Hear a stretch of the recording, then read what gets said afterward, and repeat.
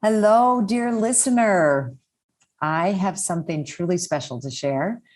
It's an exclusive invitation to join me in Mexico for an intimate and luxurious 3-day retreat along the beautiful Pacific coast of Zihuatanejo, taking place the weekend of the spring equinox, March 18th through the 20th. There's also an optional day to stay through the 21st for some special ceremonies that are happening in the area for the equinox. But the retreat itself is the 18th through the 20th, really an opportunity not to be missed.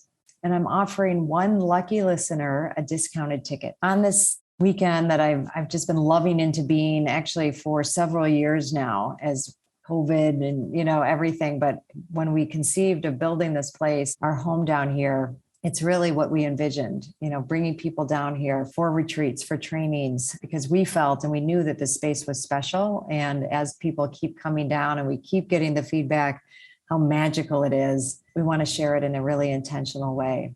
Be working with the 4 elements, earth, air, fire, water, the metaphors of the season. We'll set sight on a new vision for our mothering journey and creating a deeper connection to self and Mother Nature. So to win a discounted ticket, rate and review this show on Apple Podcasts. Screenshot it and DM it to me on Instagram at Dr. Gertrude Lyons. And remember, the most important thing to mother is yourself. Give yourself permission to take a retreat this year.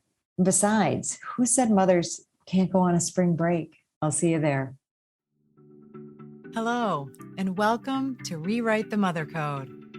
I'm Dr. Gertrude Lyons, a professional life coach, exploring, demystifying, and democratizing the maternal power that lives in all women. The experience of mothering may not necessarily mean what you think it means.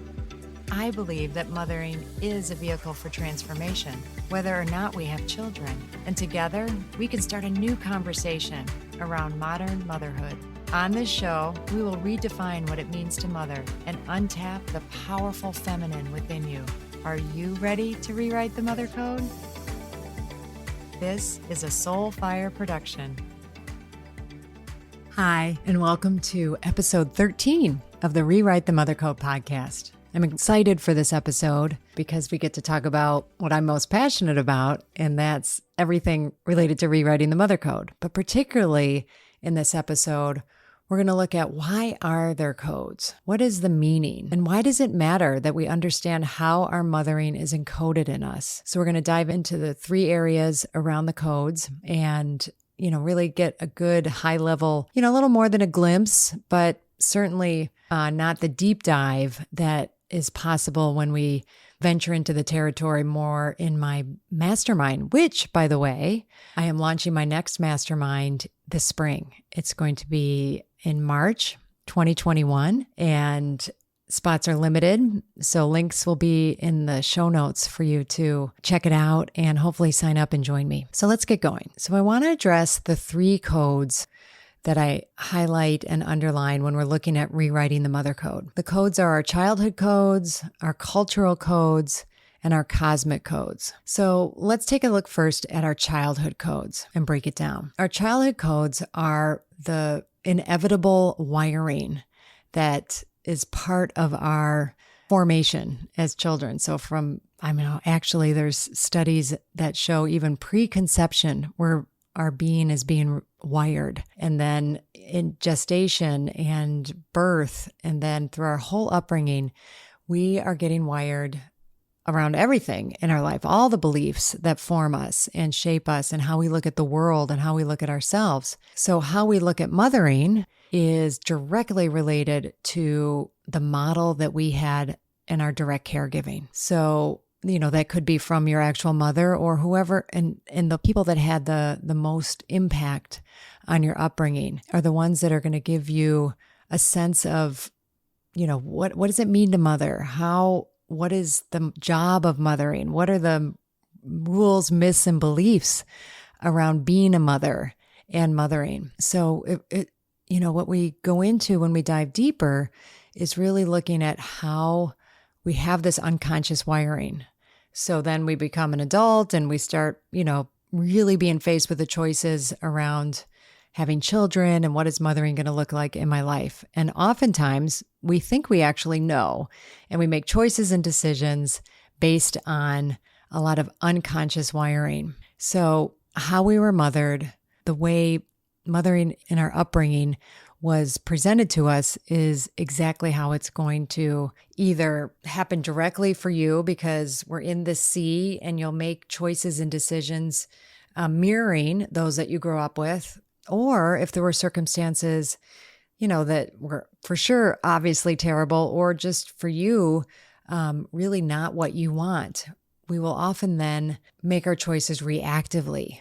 And we'll make those choices out of more of I'm going to not be my mom, or I'm going to not do what I saw around me. And neither of these choices, in the best or worst circumstances, are the ones that are going to be the most empowering for us and the most fulfilling. All right, so those are our childhood codes.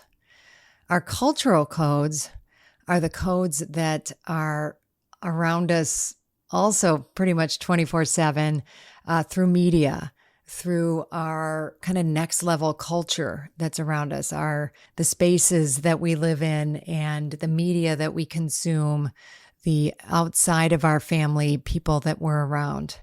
And it's very clear from my research that you're going to confront it at any point in your life is based on the current cultural paradigm.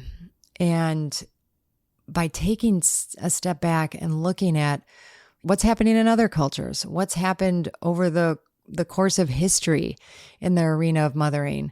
And we get to really see how powerfully impacted we are and how everything from, should I be a mother of children? What are other options? If I make these other choices, how will the world receive me? And what can I expect from any of the choices that I'm going to make? And how will I be influenced? And that influence is very, very powerful until we start to exploit it, explode it, and really start to discern for ourselves. So that's the cultural paradigm and the cultural codes that are encoded in us as we go to make our mothering choices and decisions. And then there's the cosmic codes. And I'm not calling it cosmic because it's like woo-woo, out there, other there. I call it that because without us breaking down and looking at and getting familiar with our childhood and cultural codes, we can't begin to look at the bigger possibilities of what is possible for you, for us in our mothering. Hi, I'm so excited to share with you my 2024 Spring Equinox Self-Mothering Retreat that's happening this March 2024. And I would love for you not only to consider it, but to attend. But in considering it, hey, just knowing that you would be leaving cold weather, if that's the space that you're in, and coming down to just magnificently beautiful, warm, nourishing place of Zihuatanejo, Mexico. Zihuatanejo meaning land of the goddess women. And coming to really take time for yourself. Okay. And that I am learning more and more isn't just a nice thing to do or something extravagant or something selfish. It's essential. And I really want you to take it seriously, to consider, just think about what would it take for me to go. It's a 5.5-day retreat, getting from where you are, getting there, landing there, and then being in a space that is all about you. It's all about nourishing you. It's all about tuning into you, using everything around us, the nature, the food, the beautiful people, the rituals, ceremonies. I bring it, we really bring it. And we go deeper and deeper as the days go on, and we release, we let go, we bring in what is nourishing, what is empowering, what is that space of just really divine feminine energy. And we do it in the community of women. It's not for everyone. I will be honest, if that idea of leaving and not making it work, or it's just too hard, not for you. If the idea of, spending that amount of time inwardly focused and going to that level of self-awareness doesn't sound like something you're willing to do or put the time and energy into, then it's not for you. And it's good to know that, right? So this is for people who are serious about what it means to mother themselves, what it means to take time for ourselves, and that gift and what that gift can bring to us. It was originally right after my fall retreat. It filled right up. But now some people, it turns out, are not able to come. So I do have a handful of openings. And if you're listening to this and you're willing to take that step, please reach out to me. We can do a discovery call, or you can put a deposit down. I would love that. And you can do that by going to my website, www.drgertrudelyons, DrGertrudelyons.com. Go to events, and there you go. It'll all be there. There's a beautiful page there for you to explore. I look forward to hearing from you and then seeing you on my spring retreat.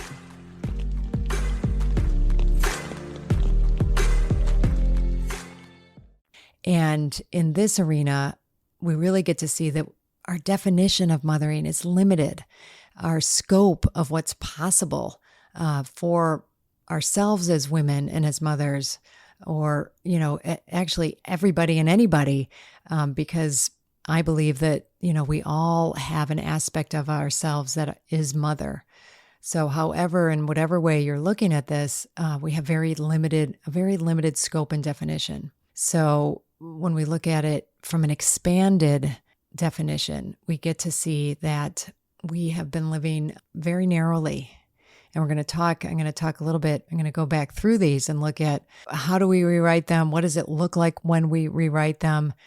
And, what's possible for us. But I first want us to really understand just how weighted down, how influenced, how much these aspects in all three of these areas are, we think I love seeing visuals of things like, someone riding an elephant. And if we think of ourselves as, the person and the conscious aspect, and we're sitting on this elephant and we think, we're actually directing the elephant, and we think we're telling that elephant where to go. But the truth is that elephant's going to go wherever the heck it wants, because that's where the power is. And when we start looking at that and realizing, we're not as in charge as we think we are, but we can gain more of that power by, understanding, knowing, raising our awareness, breaking down mistaken beliefs and paradigms that have run us and we haven't even known it. All right. So now that we understand our codes, at least from this kind of more high level framework that we're looking at, how do we break free of them? And, what's the outcome? Why would we even want to do that? Right.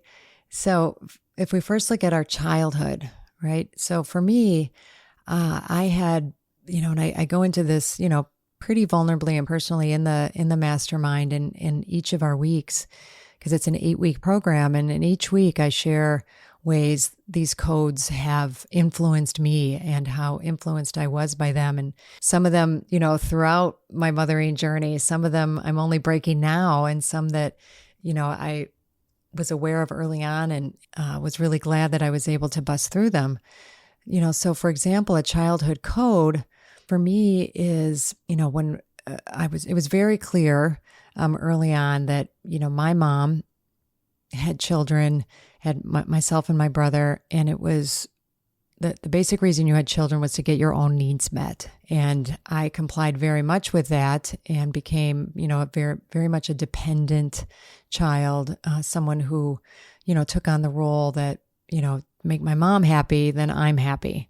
But very much, in a paradigm of losing myself in order to, please and appease my mom. So that didn't, I had a lot of feelings about that. And, as I did my own growth work and unpacked some of that, there was a lot I saw around standing up for myself, making my own choices, having my emotions.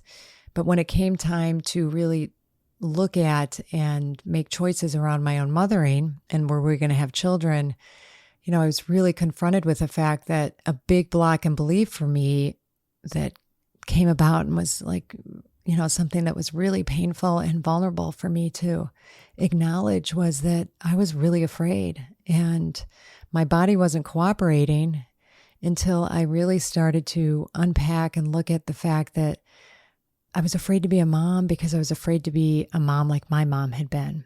And now don't get me wrong, there was tons of lovely things and things I do say, about my mother, but, we have to look at all of the light and all of the dark. And this dark aspect was really having an emotional and physiological impact on me.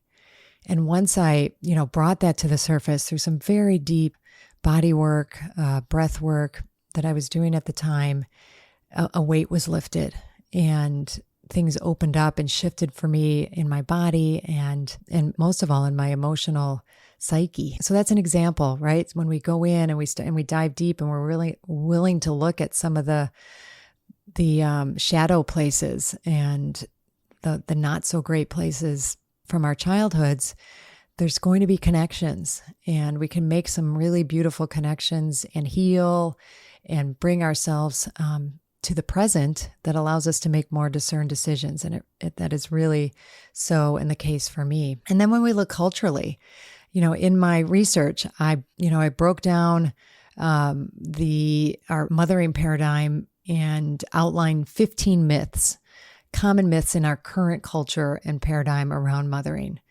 For example, that if you decide to have a child, that child comes first, and then maybe your partner, and then maybe you, third. That's a myth, and it's a myth that really constricts and doesn't allow a woman to be her full self and take care of herself and mother herself first and foremost. So she's actually that much more available because, anyone who's in touch with the feminine, there's going to be an expansiveness.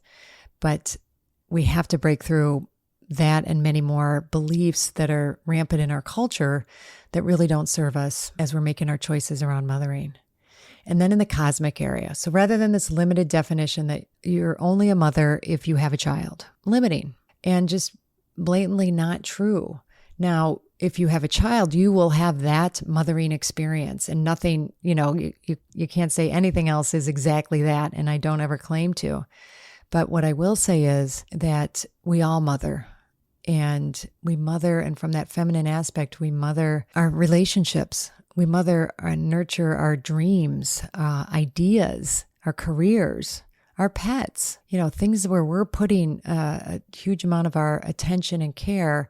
We are, in fact, mothering. And as I just said in the cultural, the most important person we need to mother, and is most often the one that's left out, is ourselves. For when we do this, and when we mother ourselves, we bring ourselves present in the moment, and we're available for those precious moments that in the chaos and the upset that emerge out of that when we're focused on mothering ourselves and looking for and finding the transformational opportunity in all that we're mothering. So huge areas of possibility open up for us. It allows us to come together as in humanity, as women from a mothering standpoint. We can see more of the connections than the distinctions, and we can really join together on one team.